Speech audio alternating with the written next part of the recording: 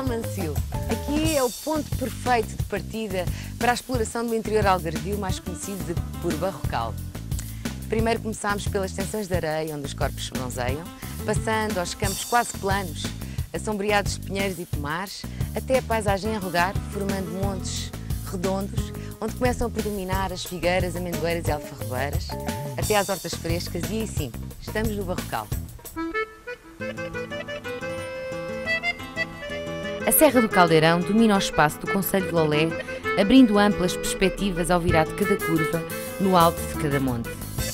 Nas encostas e vales escondem-se povoações pequenas e pitorescas e de quando em vez surgem as naves onde crescem laranjeiras, figueiras, amendoeiras e medram o milho e o feijão. Tudo o resto são extensões de sobreiros, medronheiros, estevas, ures e rosmaninho, onde o ar puro tem um perfume silvestre.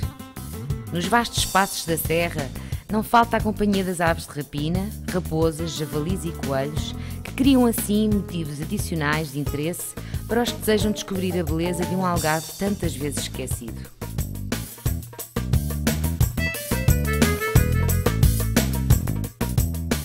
Lolé é uma cidade de encantos e contrastes. Tem um castelo medieval, tem ruas estreitas e brancas onde artesãos continuam a manter grande parte das suas tradições, até às linhas verticais de um minarete de uma antiga mesquita, ao santuário venerado no topo de uma colina. Pode não parecer, mas você não pode perder a visita a esta cidade. Primeiro comece com um passeio pelas ruas dentro da muralha medieval, que guardam muito o ambiente de outros tempos. Este passeio promete dezenas de surpresas. Aqui uma casa encantadora, ali a surpresa de um jardim e acolá uma ermida junto a uma antiga porta.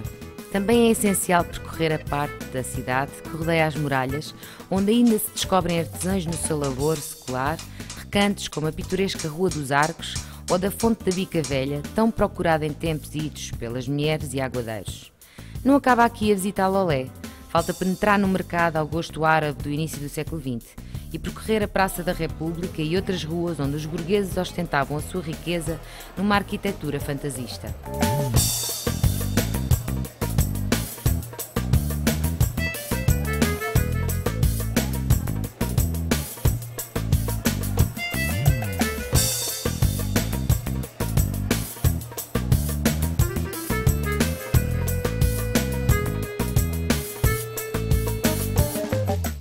O Castelo de Lolé ocupa um canto saliente da colina onde se ergueu a primitiva povoação e integrava o conjunto de muralhas com cerca de 940 metros de perímetro que a defendiam. A sua origem é possivelmente anterior à reconquista cristã do século XIII. 3 torres, um torreão e parte das muralhas com caminho de ronda definem a estrutura defensiva. No seu interior, a alquedaria, local de residência do alcaide, que recebeu a visita dos reis Dom Pedro I em 1359, Dom Afonso V em 1458, após a conquista da praça norte-africana de Alcácer Seguer, e Dom Sebastião em 1573. No pátio do castelo encontramos um poço, algumas pedras medievais e o arco da antiga porta de ligação à povoação. A ermida de Nossa Senhora da Piedade, ou Mãe Soberana, está localizada sobre um outeiro e é um magnífico mirador da cidade, dos campos em redor e do mar. A atual ermida do século XVIII ergue-se no local de edifício mais antigo. A multissecular devoção à Mãe Soberana, que abrange Lolé e um vasto círculo do Algarve, tem o seu ponto máximo no segundo domingo após a Páscoa, em que o seu andor é levado por um grupo de homens, em passo de corrida, pelo íngreme caminho de acesso. O Convento do Espírito Santo é um edifício do século XVII-XVIII, que sofreu grandes estragos com o terremoto de 1755. Foi recentemente adaptado a espaço cultural e contém agora a Galeria de Arte Municipal. Do Convento da Graça apenas resta o portal gótico da igreja, com capitéis de decoração vegetal. No gabelete mutilado está uma estrela formada por 2 triângulos cruzados, um símbolo ainda por decifrar. No Museu Municipal, instalado no edifício da antiga alquedaria, no castelo podemos ver uma coleção que abrange a arqueologia industrial do concelho. A alquedaria contém também o Arquivo Histórico Municipal e uma cozinha tradicional algarvia.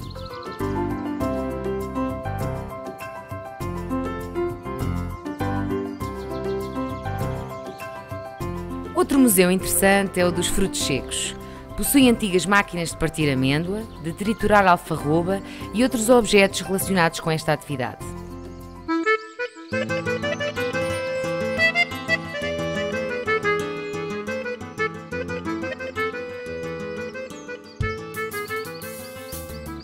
Aqui podemos visitar a Igreja Matriz, um edifício com origem no século XVI que sofreu alterações posteriores. A fachada tem um portal manuelino de decoração singela. Dentro da igreja merecem destaque as imagens de uma Virgem e um Menino, do século XVI, e a Nossa Senhora da Assunção, do século XVII. No largo da igreja existe um interessante cruzeiro assente sobre uma rocha calcária. O sítio classificado da Fonte de Némola é um local de paisagem aprazível, atravessado por uma ribeira. Nas suas margens habitam algumas espécies vegetais pouco comuns no Algarve: salgueiros, freixos e folhados, além de aloentos, chopos e tamargueiras. Nas encostas do vale, vegetação típica do barrocal algarvio como o alecrim, o rosmaninho, o tomilho, a esteva, o zambujeiro, o sobreiro e a alfarrobeira. Entre a fauna destacam-se a lontra, grande diversidade de aves e algumas colónias de morcegos. Há percursos pedestres de visita ao parque e às grutas do espólio arqueológico, e no acesso podemos fazer uma paragem no mirador do Cerro dos Negros, com amplos panoramas que abrangem o litoral e o mar.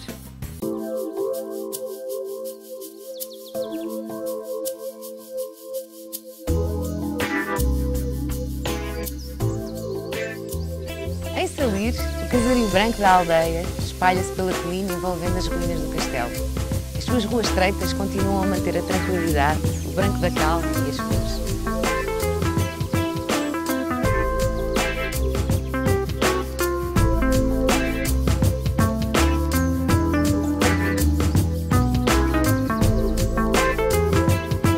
A Igreja Matriz de Salir é de pouco interesse do ponto de vista arquitetónico, mas guarda um pequeno tesouro: uma bula papal de 1550 em pergaminho com iluminuras. A Rocha da Pena é um sítio classificado, um relevo calcário marcado por escarpas abruptas que se torna num mirador natural de vastos panoramas que abrangem o mar. O principal interesse da Rocha da Pena está, porém, no seu património arqueológico e natural. As suas grutas e a dupla muralha de pedra que definem antigas defesas apontam para uma presença humana desde o Neolítico até a ocupação muçulmana. A vegetação, além de alguns endemismos portugueses, inclui o medronho, o alecrim, o rosmaninho, a aroeira, o zimbro e a esteva, algumas orquídeas espontâneas e o carvalho cerquinho, entre outras espécies. Entre as curiosidades da Rocha da Pena estão os 2 velhos moinhos de vento e a pitoresca povoação da Penina, que numa das suas casas tem uma bonita chaminé construída em 1821. Alde teve a sua origem na ocupação romana. Muitos dizem que é a aldeia mais típica do Algarve. Junto ao centro histórico, ainda encontramos muito o seu caráter nas casas caiadas, nas chaminés rendilhadas, nas janelas, nas platibandas de cor e em toda a tranquilidade envolvente. Pode-se dizer que Alde é um encantador postal turístico do verdadeiro Algarve. Estas nascentes, a Fonte Pequena e a Fonte Grande, foram durante séculos o local de encontro das mulheres da aldeia para encherem os cântaros de água e lavarem a roupa. Hoje são um local aprazível, sempre fresco, com árvores frondosas, mesas e bancos de pedra, convidando a momentos de repouso ou um piquenique.